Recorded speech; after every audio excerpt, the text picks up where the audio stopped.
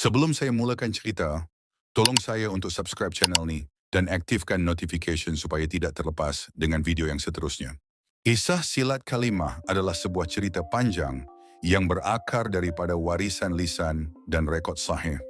Para guru yang telah menjaga, mengembang, dan mempertahankan ajaran ini turun-temurun. Kisah ini diambil dari sumber Wikipedia dan kisah mulut ke mulut, sebarang kesalahan fakta boleh dibetulkan.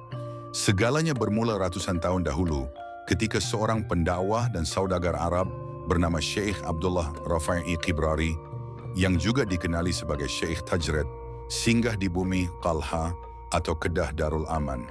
Dari tangan beliau, sebuah ilmu pertahanan diri yang diilhamkan daripada pergerakan solat mula bertapa dan kemudiannya disampaikan kepada seorang pemerintah besar, Sultan Muzaffar Shah. Sultan Muzaffar Shah atau nama lamanya Phra Ong Mahawangsa merupakan raja tanah Melayu pertama yang menerima Islam. Baginda memeluk agama ini setelah bertemu dengan Syekh Tajred yang datang berdagang sambil berdakwah hampir 900 tahun yang lalu. Tertarik dengan penyampaian dan keilmuan Syekh Tajred, Baginda melantik beliau sebagai penasihat istana. Disinilah bermulanya ajaran silat kalimah, sebuah seni mempertahankan diri yang mempunyai nilai tersendiri, tidak sama dengan seni tempur lain. Kerana keunikannya, ilmu ini dirahsiakan dan hanya diajarkan dalam kalangan kerabat Kesultanan Kedah. Warisan diraja ini berterusan sehingga abad ke-19 ketika pemerintahan Sultan Ahmad Tajuddin Halim Shah. Ketika itu berlaku sebuah penderhakaan di Sungai Tuntung oleh seorang lelaki bernama Tuah, seorang Batak dari seberang. Para panglima Kedah gagal menewaskannya. Maka Sultan Ahmad Tajuddin mengambil keputusan penting. Baginda menurunkan ilmu silat kalimah yang dirahsiakan selama berabad-abad kepada Panglima Kanan Istana, Panglima Tok Ismail.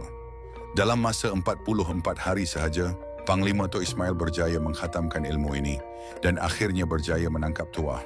Di Kuala Krian, Tuah dihukum bunuh dan sejak itu tempat tersebut dikenali sebagai Tanjung Tuah. Selepas menguasai ilmu tersebut, Panglima Tok Ismail menurunkannya pula kepada dua muridnya, Panglima Tok Ali dan Panglima Tok Hadi. Namun takdir sejarah membawa mereka ke medan peperangan pada tahun 1854 ketika Kedah berhadapan tentera Siam. Peperangan itu berakhir dengan kekalahan Kedah akibat kecuaian Tengku Mandanar Saad. Akibat kecewa, Panglima Tok Ali bersumpah tidak memijak bumi Kedah lagi dan membawa diri ke Batubara. Ilmu silat kalimah terus mengalir melalui generasi Panglima dan akhirnya sampai kepada seorang tokoh besar, Panglima Tok Rashid. Beliau belajar daripada Panglima Tok Ismail ketika gurunya itu sudah berusia lanjut. Namun itu tidak menghalang proses pewarisan. Tahun 1890 membawa dugaan besar apabila wabak tahun melanda Sungai Limau Yan, Dulang Besar dan Dulang Kecil. Ketika itu juga penjajah Inggris tiba, menyebabkan Tok Rashid dan gurunya berhijrah ke Sungai Tuntung. Namun Panglima Tok Ismail meninggal dunia sebelum sempat berpindah dan jasadnya disemadikan di sebuah pulau di Kedah. Tok Rashid meneruskan amanah itu dengan mengajar anak angkatnya, Tok Guru Yahya Said, serta anak kandungnya, Tok Bidin. Bukannya silat sahaja, Tok Rashid turut mengajar ilmu perubatan tradisional menggunakan akar kayu dan herba. Apabila beliau meninggal dunia, jenazahnya dikebumikan bersebelahan kubur Tok Ismail, mengikut wasiat mereka. Tok Guru Yahya Said yang lahir pada tahun 1903 menjadi orang awam pertama mempelajari silat kalimah. Beliau bekerja sebagai anggota polis selepas tamat perguruan dan mula mengajar silat ini kepada para pemuda di Batu Kurau pada tahun 1938. Semakin ramai murid hadir, termasuk mereka yang datang dari Bagan Serai, Perak pada tahun 1942. Setelah bersara pada tahun 1949, beliau berniaga ubat tradisional sambil mengajar silat kepada rakan-rakan penjual ubat seperti Yahya Abdullah, Said Ali Abbas, Pak Sawir, Haji Abu Malik dan lain-lain. Dekad demi dekad silat kalimah terus berkembang. Tahun 1963 menandakan kemunculan seorang tokoh baharu, Cikgu Mohd Zohdi, yang menjadi Pak Guru Utama silat kalimah Yahya Said. Ketika itu, berlaku suatu cabaran apabila seorang tokoh politik, Mohd Khir Johari, menyatakan bahawa orang Melayu tidak mempunyai seni mempertahankan diri sebenar, hanya silat tari. Kata-kata itu membakar semangat Tok Guru Yahya Said untuk membuktikan sebaliknya. Maka beliau mengembangkan silat kalimah dengan lebih agresif di Teluk Piai, Alor Merah, Teluk Wanja, dan banyak lagi. Pada tahun 1968, beliau menurunkan ilmu sepenuhnya kepada Pak Guru Azmi Long dan adiknya, Cikgu Rezwan. Parang lading pusaka Panglima Tok Rashid juga diwariskan kepada Pak Guru Azmi sebagai amanah besar.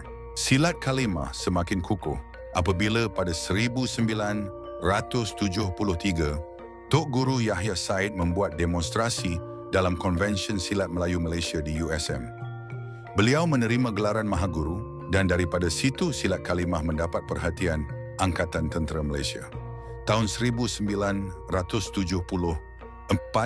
3 jeneral, 5 kolonel dan 2 lieutenant kolonel mempelajari silat kalimah di bawah beliau. Pak Guru Yahya Said meninggal dunia pada tahun 1979, namun warisannya tidak terhenti.